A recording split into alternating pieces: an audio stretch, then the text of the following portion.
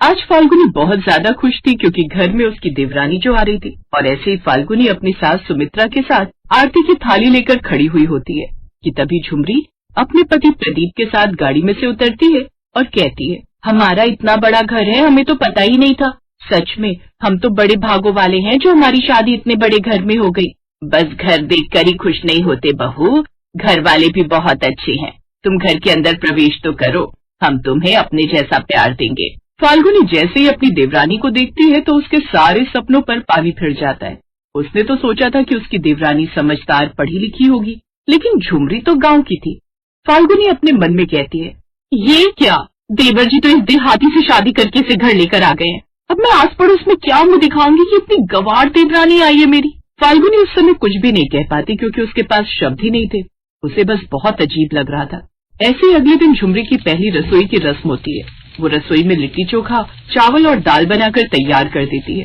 थोड़ी देर में फाल्गुनी रसोई में आती है और कहती है, तुमने ये दाल चावल और ये लिट्टी चोखा बनाकर तैयार कर दिया, ये सब क्या कर रही हो झुमरी?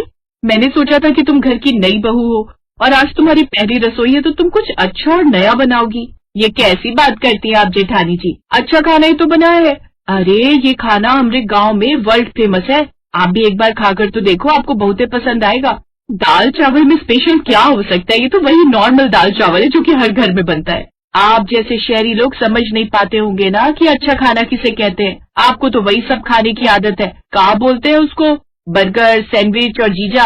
अरे मेरे गांव की देवरानी उसे जीजा नहीं पिज्जा बोला जाता है। मानती हूँ कि आपको बनाना नहीं आता होगा, लेकिन कम से कम नाम लेना तो सीख लो। अब तो हम दोनों को इसी एक घर की छत के नीचे उम्र गुजारनी है। दोनों इसी तरह लड़ाई करने लगते हैं, लेकिन तभी वहाँ पर दोनों की ननद नंदिता आती है और दोनों को ऐसे लड़ते हुए देखकर कहती है, अरे अरे ये क्या हो रहा है हमारे घर के अंदर? मैंने तो सोचा था कि नए घर में प्यार और भगवान का वास होगा, क्योंकि घर में दो बहुएं एक साथ रसोई में खाना बना रही हैं, लेकिन आप दोनों की तो लड़ाई खत्म ही नहीं हो रही। अब दोनों ही बहुएं अपने पक्ष की बात नंदिता को बताती हैं तो नंदिता कहती है, भाभी, छोटी भाभी को जो मन किया उन्होंने बना दिया, ये उनकी मर्जी है ना कि उनको क्या बनाना है। आप छोड़िए ना, इन सब बातों पर ध्यान मत दीजिए। थोड़ी देर में सभी पड़ोसी छोटी भाभी की मुंह दिखाई के लिए आ जाएंगे।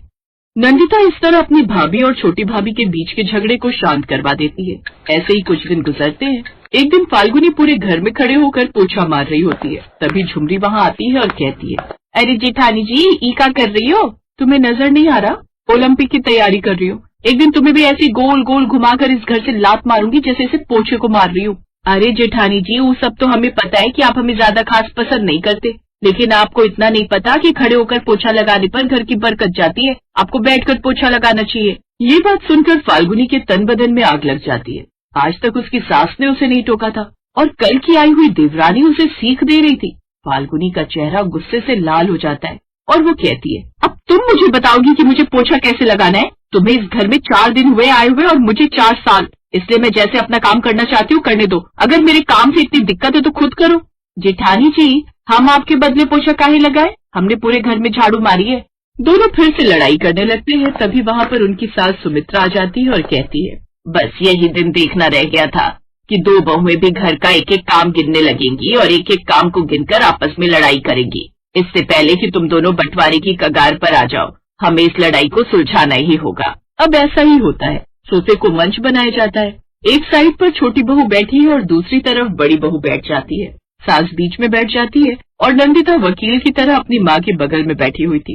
नंदिता कहती है, तो आज हम सब लोग यहाँ पर इस घर के झगड़ों को सुलझाने के लिए मौजूद हुए हैं। मैं बनूंगी वकील, वो भी किसी एक भाभी की नहीं बल्कि दोनों भाभियों की, ताकि आपको ये न लगे कि मैं एक की तरफ बोल रही हूँ। और मैं बनूंगी जज, जो कि फैसला करेगी कि होना क्या है, क्योंकि तुम्हारे ससुर जी के जाने के बाद मैं ही इस घर की मुखिया हूँ और मुझे ही तुम दोनों के इस रोज रोज के कलेश को सुलझाना है। तो पहले बड़ी भाभी बताएंगी कि उन्हें क्या क्या परेशानी है, उसके बाद हम छोटी भाभी से भी पूछ लेंगे। सबको बारी बारी से बोलने का मौका दिया जाएगा। अब क्या होना था? फाल्गुनी अपनी राम कहानी शुरू करती है और कहती है, मैंने तो ये सोचा था कि मुझे देवरानी के रूप में एक बहन मिलेगी, लेकिन ये बहन नहीं भयंकर है। एक तो गांव की गवार है, ऊपर से इसके हर काम को करने का तरीका अलग है। इसे मेरा तरीका पसंद ही नहीं आता और मुझे इसका। तो हम क्या कर सकते हैं? अगर आपको हमारा तरीका पसंद नहीं आता, आपको हमारा तरीका पसंद ना आए, इसका मतलब ये नहीं कि हमारा तरीका गलत है। हम दोनों की सोच अलग अलग भी तो हो सकती है। ये सब कुछ बताने के लिए मैं हूँ यहाँ पर। मैं बताऊंगी कि क्या गलत है और क्या सही। और तुम लोग उस बात को सुनोगे, समझे? तो जैसा साहिब देखा जाए तो दोनों ही बहुएं अपनी अपनी जगह ठीक है। बस एक को शहरी तरीके से रहने की आदत है और एक को गांव का सादापन अच्छा लगता है। मुझे बिल्कुल भी अच्छा नहीं लगता जब लोग मुझे उल्टा सीधा बोलते हैं कि मेरे घर में गवार देवरानी आ गई है, और हमको भी अच्छा नहीं लगता जब लोग हमको ये कहते हैं कि हमारी खुद की जेठानी हमको पसंद नहीं करती है, और जब देखो हमको सुधारने की कोशिश में ही लगी रहती है। अगर ऐसा था तो तुमने मुझे बताया क्यों नहीं? मैं उन लोगों का मुंह तोड़ देती हूँ जो कि तुम्हें उल्टा सीधा बोलते हैं। आखिर तुम मेरी देवरानी हो, तुम्हें जितना भी उल्टा सीधा बोलना है उसका हक सिर्फ मुझे है, किसी और को नहीं। आप हमसे कभी बात ही नहीं करते, बस जब भी बात करते हो तो हमारे कामों की बुराई करने लगते हो, इसीलिए कभी समय ही नहीं मिला आपसे बात करने का। फाल्गुनी उदास हो जाती है और नजरें झुका लेती है और कहती है, मुझे माफ कर दो झुमरी, मेरी तरह तुम भी तो अपना घर परिवार छोड़कर आई हो, बल्कि 4 साल के अंदर मैं अपने ससुराल के अंदर कंफर्टेबल हो गई हूँ, लेकिन तुम्हें कंफर्टेबल होने में टाइम लगेगा। और मैंने भी सासू माँ की जगह खुद तुम्हें ताने देना शुरू कर दिया, जबकि सासू माँ ने मुझे जब मैं इस घर में आई थी तो बहुत प्यार से रखा था। कोई बात नहीं दीदी, अब से हम भी शहरी तरीके से रहने की कोशिश करेंगे और कोशिश करेंगे कि आपके काम में भी कोनो कमी ना निकाले।